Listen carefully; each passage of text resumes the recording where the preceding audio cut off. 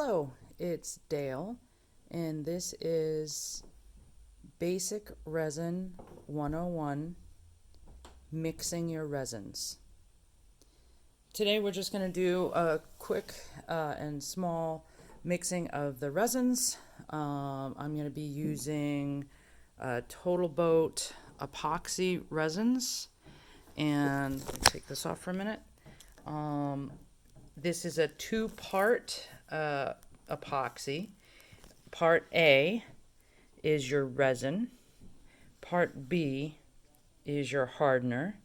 This is a 1-to-1 volume mixture.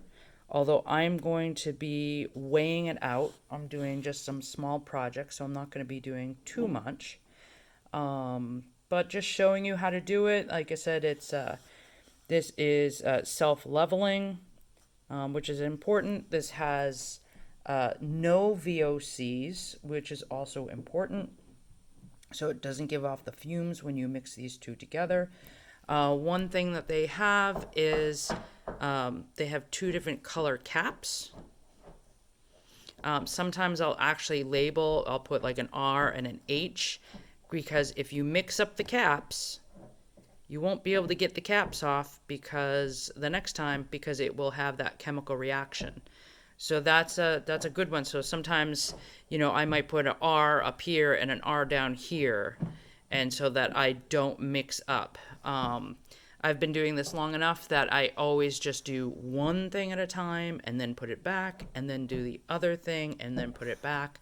But it can be a common mistake. So that's something to remember when you are mixing your resins. So just put this back up here. Again, I'm going to be using silicone cup, and I'm going to be using a silicone coated stirrer. And I've got a couple of these small silicone cups that I'm going to add the colorant to, because I just need a couple of colors. This is a small project. And we said the volume was 1-to-1, but for the weight, it's 10 for every 10 grams of resin. It's 8.4 grams of hardener.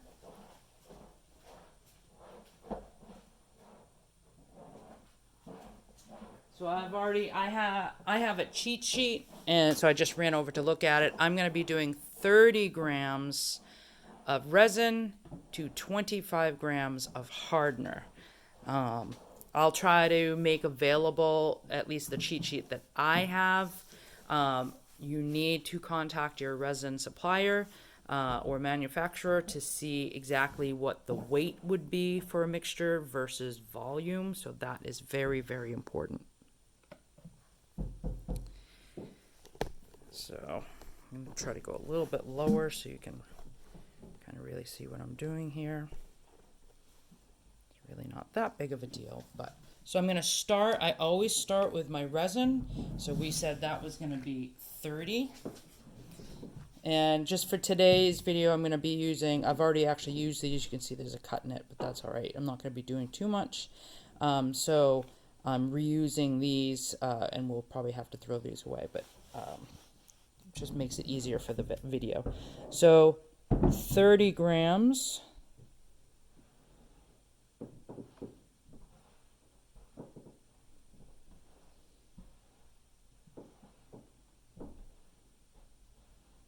This is a lot more precise than volume. So if you're off by just a single gram or so, it's not that big of a deal. Okay, there we go.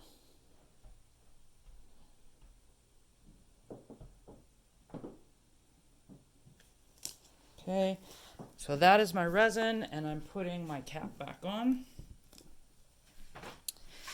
And then I'm going to tare it. Okay, and then we said it's 25 grams of the hardener. So what if I make a mistake? Well, I just keep adding a small amount of the whatever I need to get it right. But if you go slow enough, you should be able to do this. So 25 grams. The hardener is a lot thinner than the resin. So it comes out faster, so keep that in mind.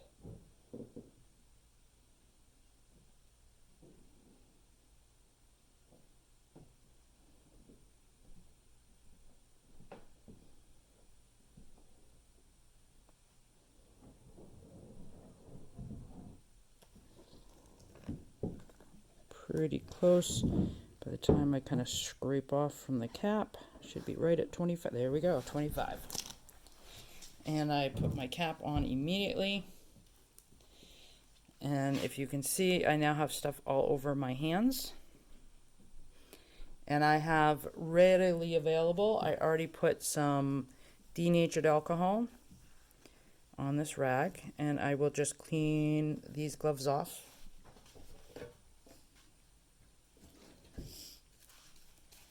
The denatured alcohol does a really good job of cleaning, and that way I don't have to just keep throwing away more gloves. Don't need the scale anymore. And now it's mixing. Oops. Now I'm going to be mixing for 5 minutes. So that's what I need. That's what's recommended for Total Boat. So I have my stir. Okay, this is what it looks like right now. You already see there's a few little bubbles in there, but it's not mixed at all. So we want to try to avoid adding too much air in here. Air is going to add bubbles. It's going to happen. And there are ways to get away from those bubbles, but different things you can do so that you have the least amount of bubbles. So don't stir too fast. Don't lift your stir all the way up and then go down kind of in this motion because you will be introducing air. It's also very important you keep scraping the sides because you really need it to mix well. And then I'm pressing hard on the bottom and scraping the bottom. So a slow and easy stir. Go in different directions. It's very important that you mix well. I cannot stress that enough. If it's not mixed well, it will not cure well, and it will remain sticky. And it's just at that point it's kind of ruined. There's not a lot you can do. You could, if you did do it, and you had a project you're working on, and you don't want to start over again, you can, in fact, re-pour on top of it. So do another mixture, re-pour on top, let it cure, and that should fix your problem, but really try to avoid that. So that is a real common mistake people make, is not mixing long enough. So like I said, scrape that side, do that often, scrape on the bottom. You can push it up against the side. That's another good one to do.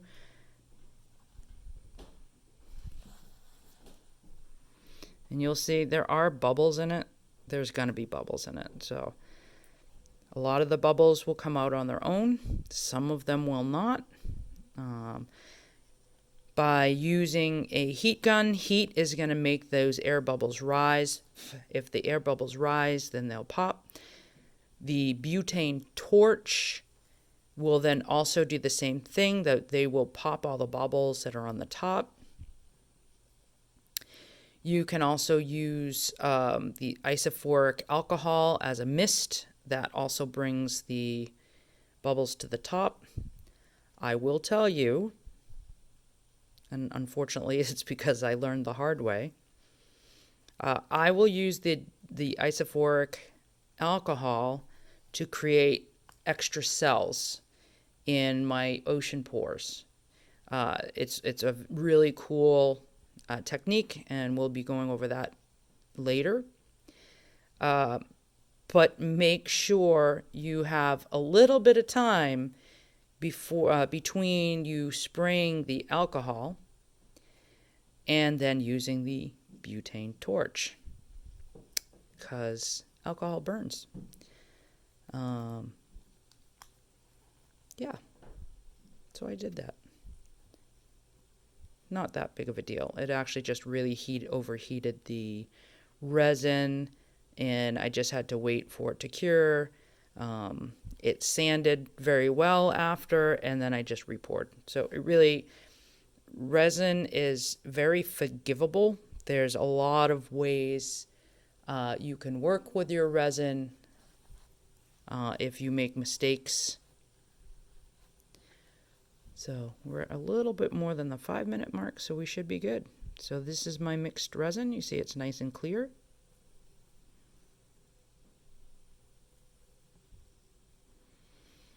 Okay, and then I set this stick aside. So some of what I need is going to be clear anyway, but I'm going to be doing a couple other little pours. So I'm using these tiny cups because I really don't need too much.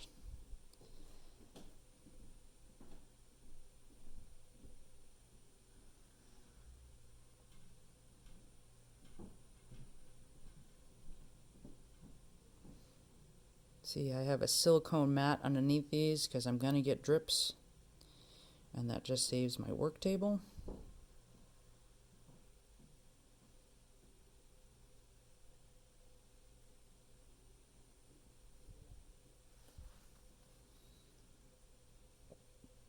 Just going to give it a little thing right there. Okay. So my gloves are actually fairly clean, so I don't need to redo it. So I'm going to put my clear aside because I don't need that. And now I'm going to be adding some colorants. So I'm going to, for one, I'm going to be using this Pearlesque Shake Well. This is the alcohol ink.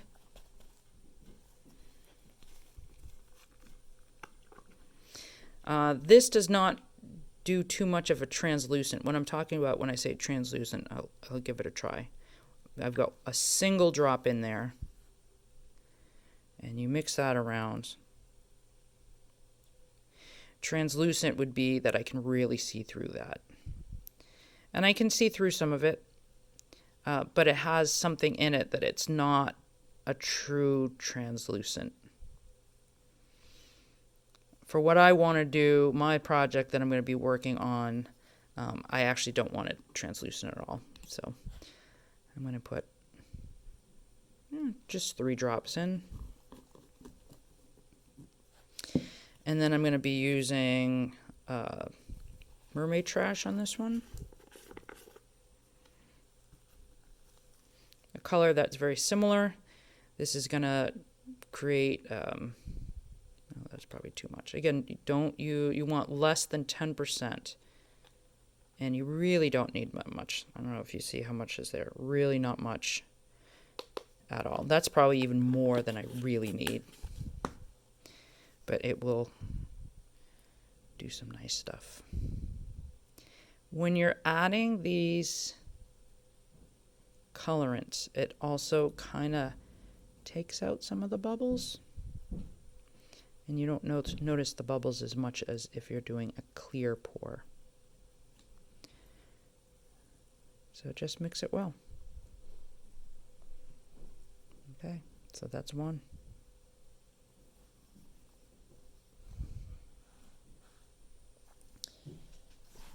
Just gonna use my rag with denatured alcohol.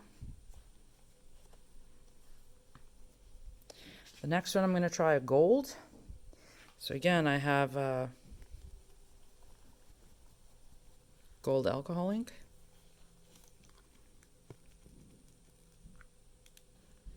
Do 3 drops.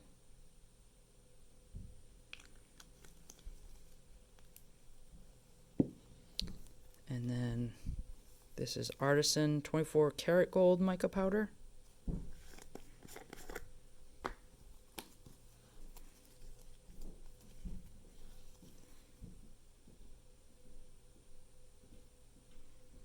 About that much.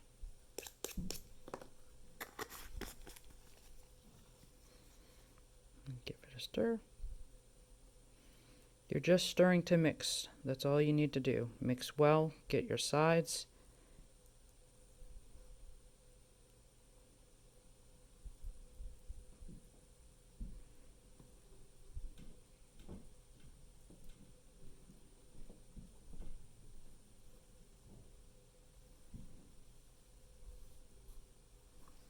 That's 2. I'm going to do a green. This is a emerald green. Amsterdam, so it's a little bit different, but all pretty much the same. So again, I'm going to do just a single drop so you can see what I'm talking about for translucent.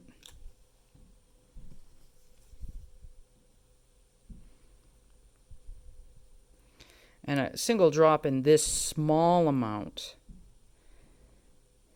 gives you a lot of color still. You have a larger volume, you can have it so it's just a hint.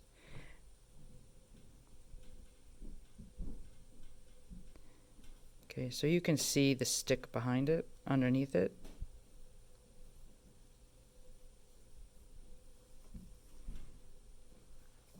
And then I'm going to add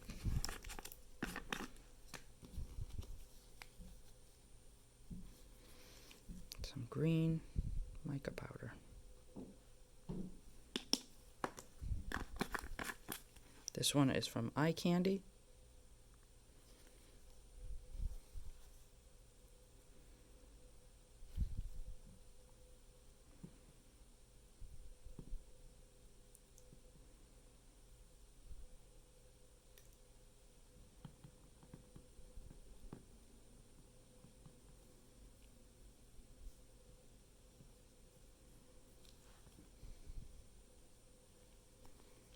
And then the last color I'm going to do is blue, like a turquoise.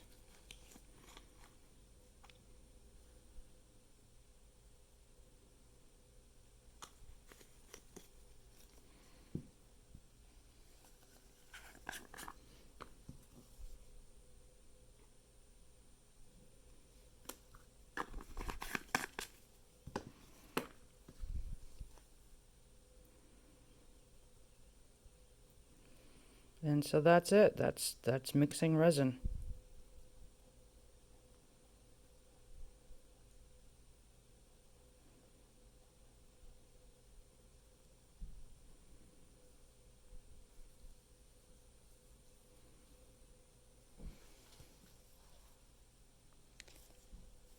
Next time we'll start pouring an actual project.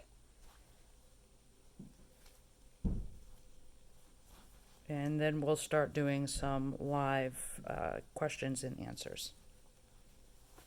Have fun, guys.